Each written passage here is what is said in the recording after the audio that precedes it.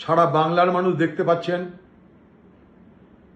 পশ্চিমবঙ্গের রাজধানী কলকাতা শহর সর্বত্র যেখানে আমাদের প্রাণের উৎসব শারদীয়ার সাজো সাজো রব, তখন কলকাতা জলমগ্ন।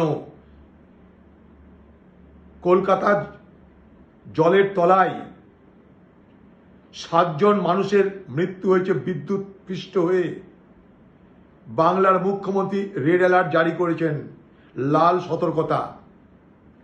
একটু পরে বাংলার মুখ্যমন্ত্রী বলবেন প্রকৃতি যদি এরকম করে আমি আর কি করব।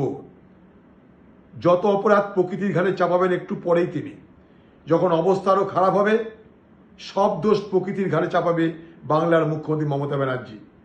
এটা বাংলার মুখ্যমন্ত্রীর পুরনো অভ্যাস। বিপদ আপদ যখনই হয় প্রকৃতির উপরে, আর নিজের দায়িত্ব তিনি ঝেড়ে ফেলতে পটু, আমরা সবাই জানি। কিন্তু প্রশ্ন কতগুলো আছে এখানটায়।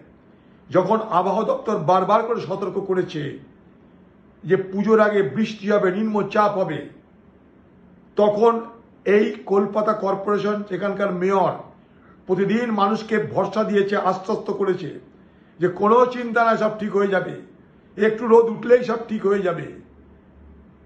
আজ এখানকার মেয়র আর বাংলার মুখ্যমন্ত্রী কি বলবেন? এখানকার জল নিষ্কাশনের ব্যবস্থা বন্ধ। জল জমার সব থেকে বড় কারণ জল নিষ্কাশনের ব্যবস্থা সব বন্ধ। সেই বন্ধের আরেকটা বড় কারণ গোটা কলকাতা আজ প্রমোটার রাজেদের দখলে। কলকাতায় প্রমোটার রাজ তৃণমূলের আশ্রয়ে আজ সর্বত্র ফলে ফুলে প্রস্ফুটিত।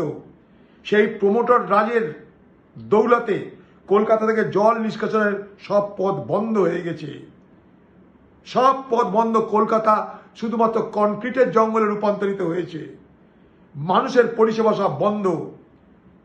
তাই দেখে যান বাংলার মানুষ এই বাংলার মুখ্যমন্ত্রীর উন্নয়নের চেহারা। এখন মেয়র সাহেব আসবেন, হাকিম ববি, তাকে বলবো ওহে হাকিম ববি, এটাই কলকাতার তোমার দিদি মমতা ব্যানার্জির উন্নয়নের প্রকৃত ছবি।